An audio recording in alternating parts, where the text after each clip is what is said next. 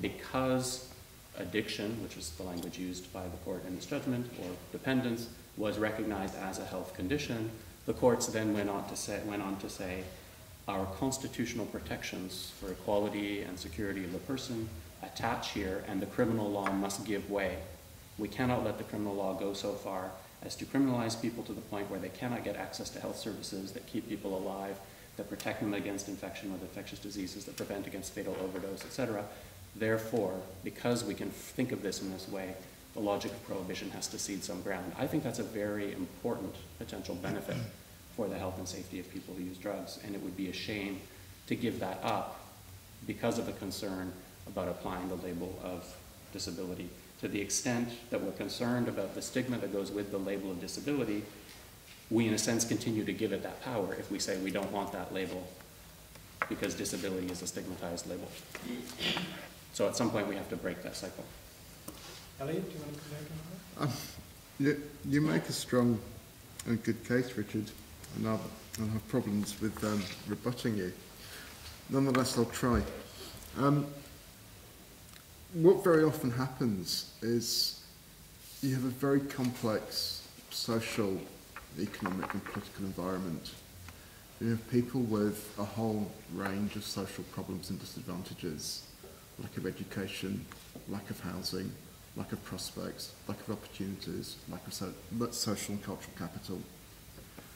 When you throw into that mix the use of illegal drugs, or even legal drugs, even alcohol, what people tend to see through a very pharmacocentric lens is just the use of the drugs. And then we tend to ascribe to the use of those drugs a magic power, and a causative power to be the bringer and wreaker of all destruction. And what we're actually talking about is a web of very complex social and economic problems. You talk about the safe injecting zone in Vancouver.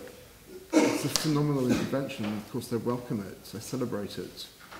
But what you don't add is that the downtown east side is one of the most deprived areas of Vancouver. It's an immensely poor environment with a whole range of social problems. Drug use is not the only one.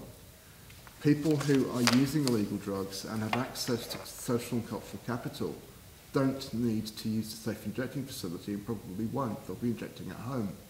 It's indigent, homeless drug users who have no other options who'll be using the facility. That being said, we still don't require the label of disability in order to be given access to necessary services to prevent the transmission of HIV and injecting related complications. Can you carry that out a bit? You don't need it or you don't want it, or both? Both. Yeah. Both. That being said, as I think I alluded to, sometimes under the conditions in which we're living, we do adopt medical arguments. We will position ourselves medically. I do it in order to get a supply of safe, non-contaminated drugs. But I don't consider myself to be suffering from an illness. It's a tactic, and it's the only discourse that works in a medical setting. So that's how I would generalise it. Rebecca? I mean, just to build on what he was saying, I think that there are strong legal protections which apply to protect access to medication to protect their health. And in fact, just this week, the UN Special Rapporteur on Torture made clear that the denial of harm reduction, opiate substitution therapy to people who need it could amount to tortural treatment, especially when it's at the hands of the state, and even when it's at private parties. So I think as a strategic matter, I think availing the protections of the CRPD is extremely important, extremely useful. But I think at the same time, there are really important legal protections that should be applied as well, and that already cover a lot of the situations that Elliot was describing. I mean, I think I want to just make one more point. I think there's another related to some of the things that Elliot was saying. I think that one of the things that people who use drugs and people with particularly psychosocial disabilities share is that they are commonly believed to lack legal capacity, either the capacity to make decisions on their own behalf. And in many jurisdictions, and there's some jurisdictions in Europe and Latin America and many in the US, people who use drugs can be denied legal capacity by similar legal mechanisms that people who have psychosocial disabilities. And I think, therefore, it's important for members of both communities to strategize, and those of us who work with them, to strategize about ways to challenge that. But I think while we are doing that, I think we need to recognize that if, for example, Elliot were to move to Peru, he might be subject to a denial, subject to guardianship, both because of his addiction as well as because of a mental disability that would be described through the definition of the, given to us by the ICD and the WHO. So I think that we need to be aware of those kind of booby traps along the way. This is really fascinating. I mean, there's kind of a disjoint here between where the disability community was coming from and where you perceive them to be coming from, because I think the thing we really share powerfully is an absolute rejection of the problematization of people and of building policies around that concept of problematizing people. And to say people are not problems, they have rights. And therefore there ought to be avenues to vindicating those rights that respect your dignity and autonomy and so forth. It just happens to be an accident of legal history that the way we tended to organize that, at least in the past, was by forcing you through certain funnels to attach your badge of David in order to say, I qualify, therefore give me X, Y, and Z, which you really oughtn't to be forced to do if we take seriously this notion of intersectionality, which I read a lot but don't really understand. And also it's quite fascinating because people in the disability community would adamantly reject the kind of stigmatization that in reverse has been attributed to the movement, because the whole ethos is that we're all disabled, we all have certain functional limitations. I have many actually, when it comes to finances particularly. And in a sense, the disability community is saying this treaty, although it's labeled a Convention on the Rights of People with Disabilities, is not about disability.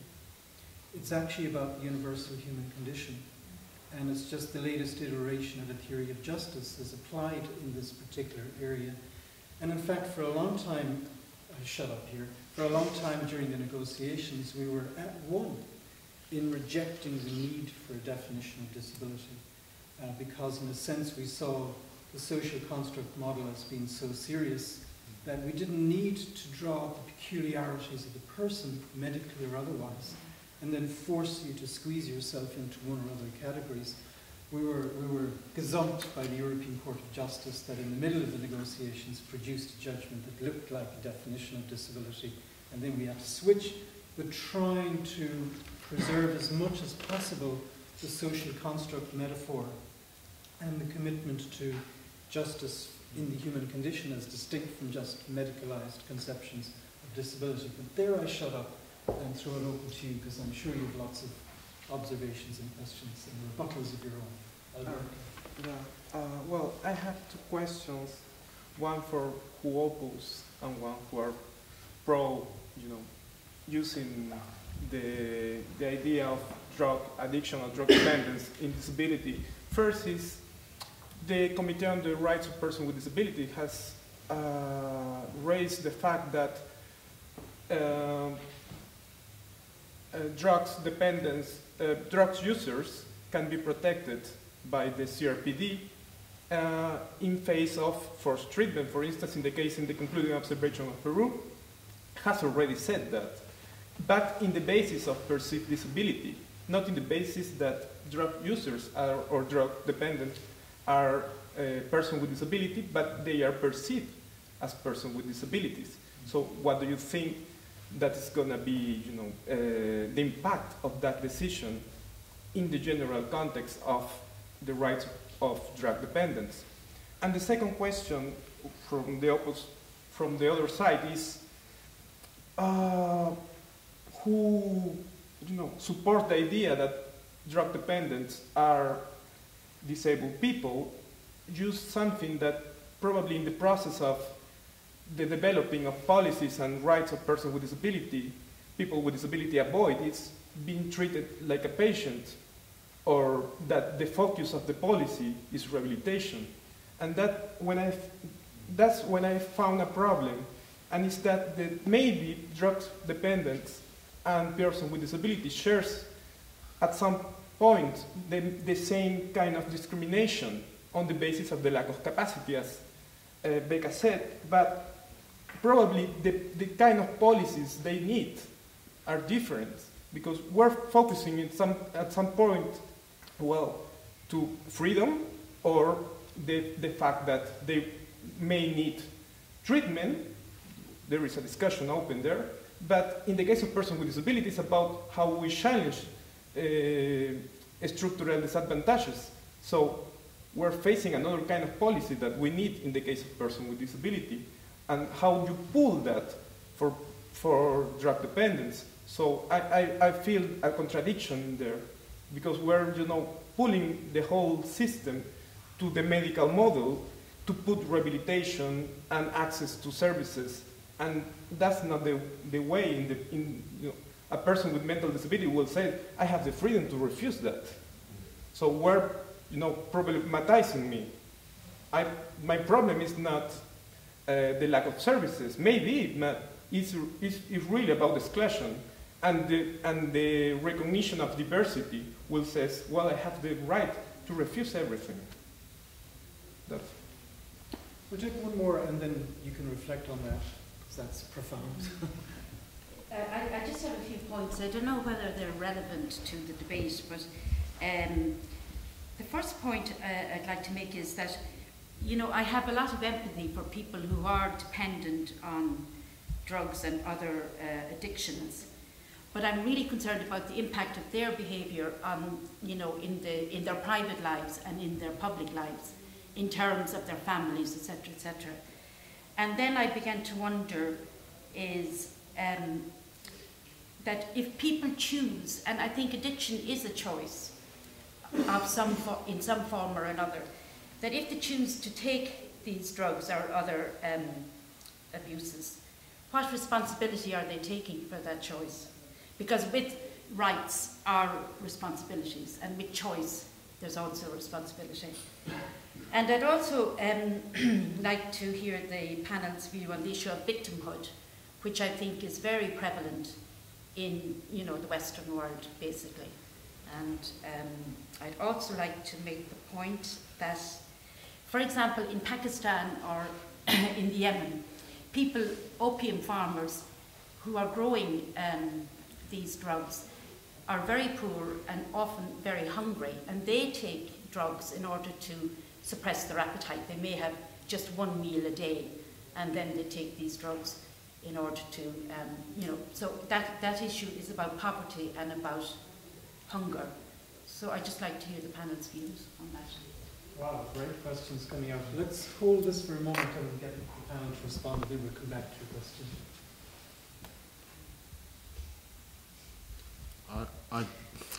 I'm a little baffled by your last point.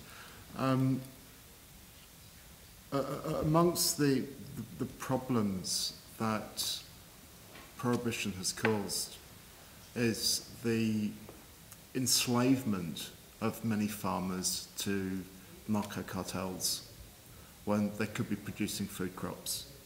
That is a sequelae of prohibition, of nothing else. It's a consequence of the global regime. There are lots of poor farmers, not all of them are drug crop farmers.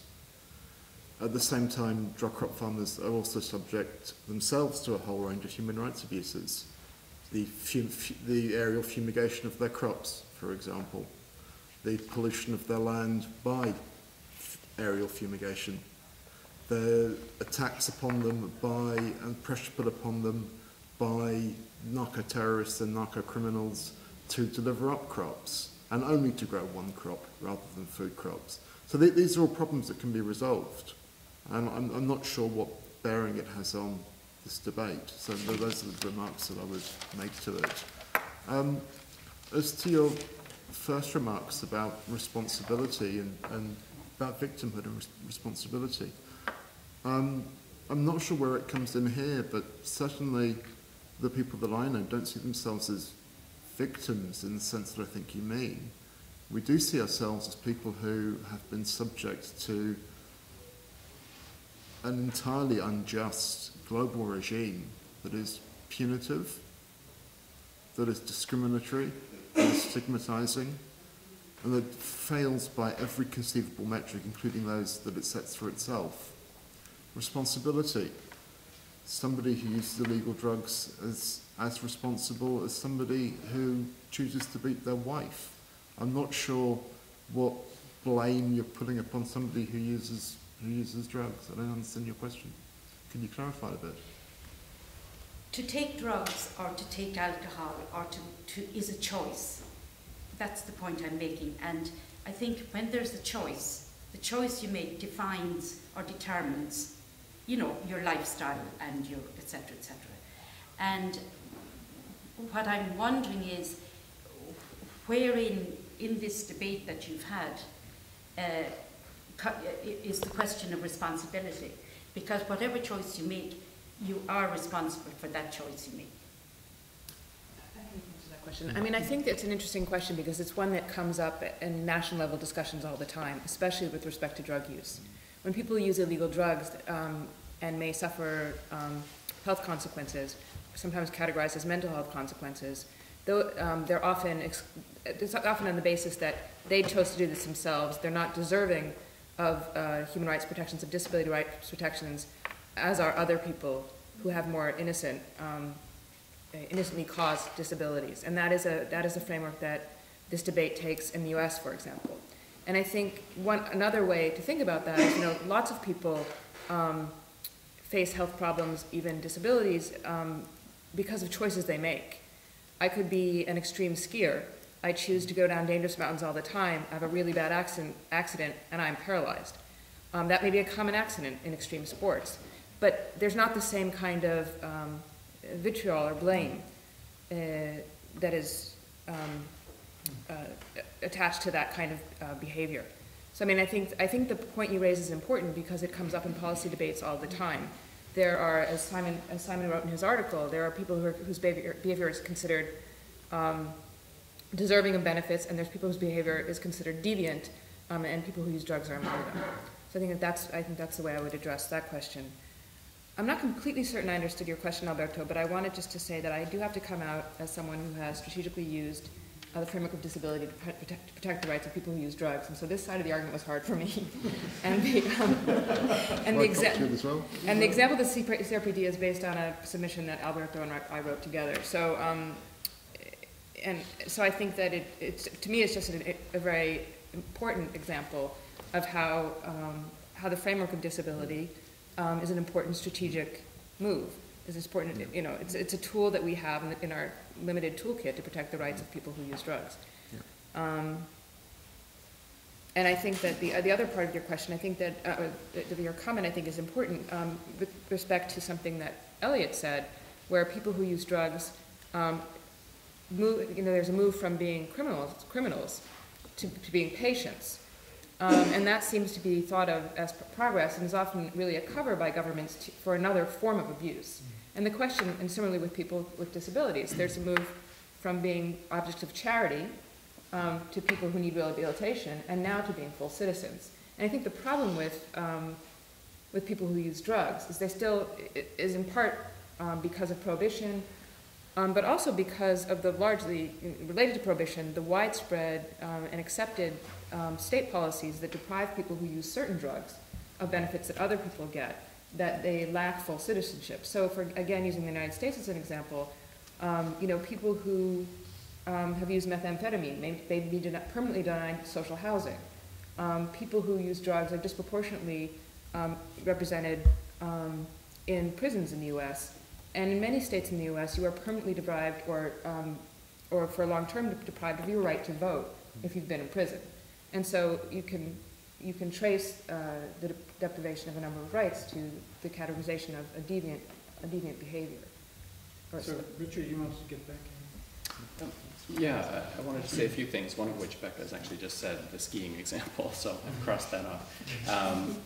But to go to the question of choice, I think choice does constantly come up. It comes up before courts, for example, when you try to challenge the abuses that flow from drug prohibition, including abuses against people with what I think you can objectively describe as a medical condition of dependence.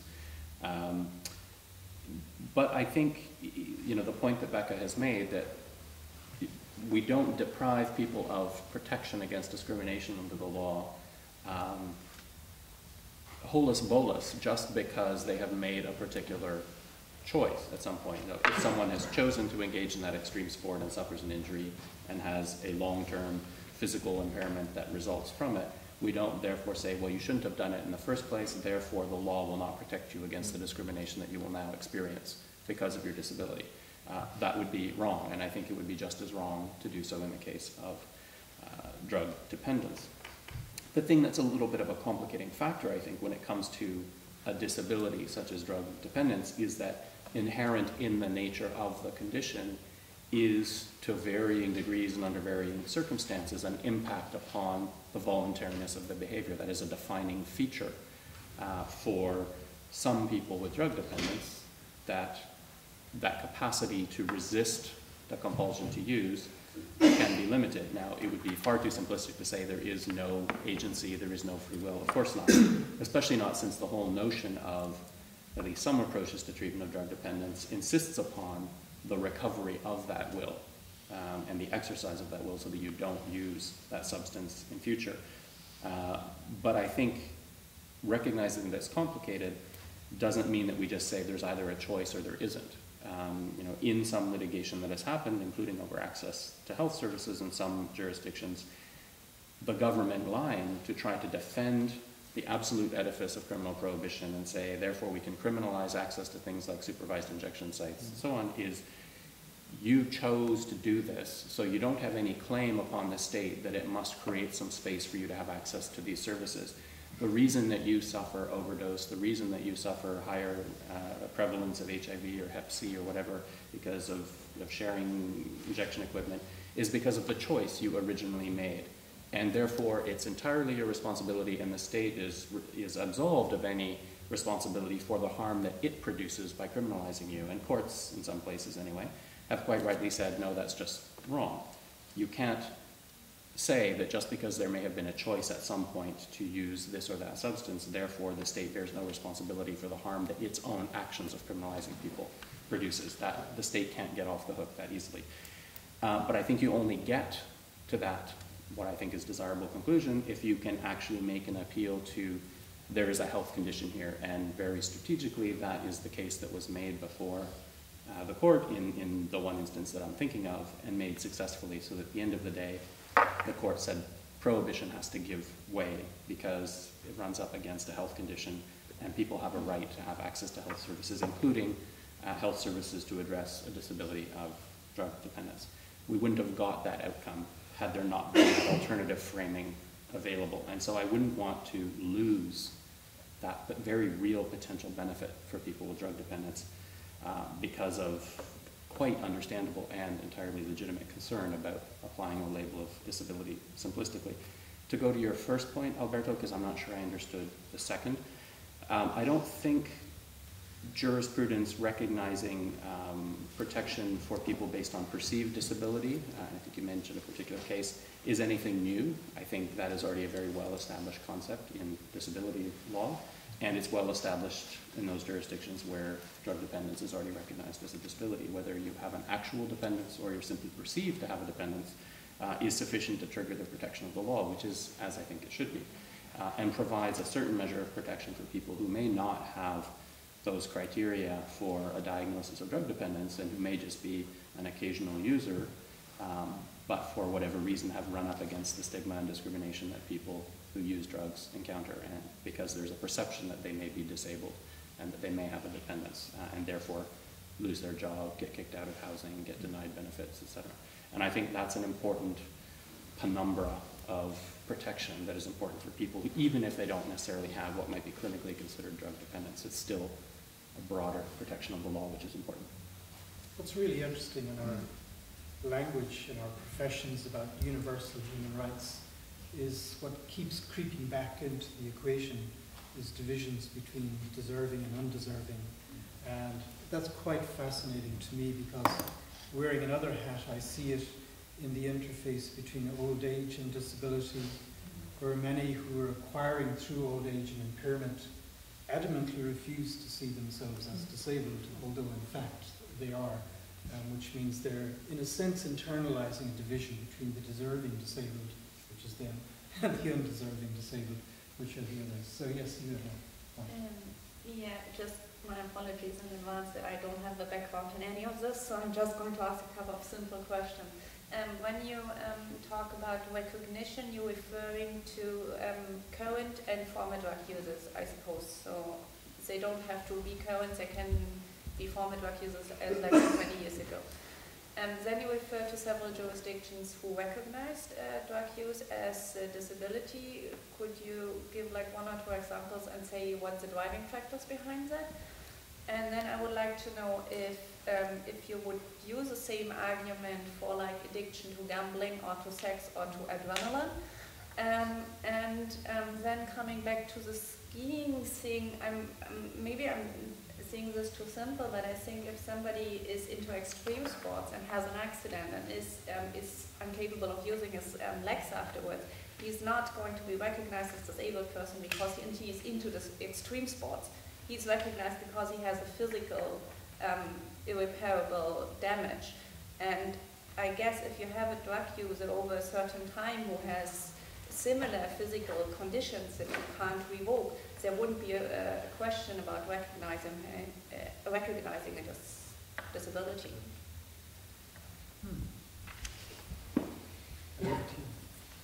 Three jurisdictions that recognize drug dependence as a disability are Canada, Australia, and Ireland, I believe, if I've not misstated Irish law.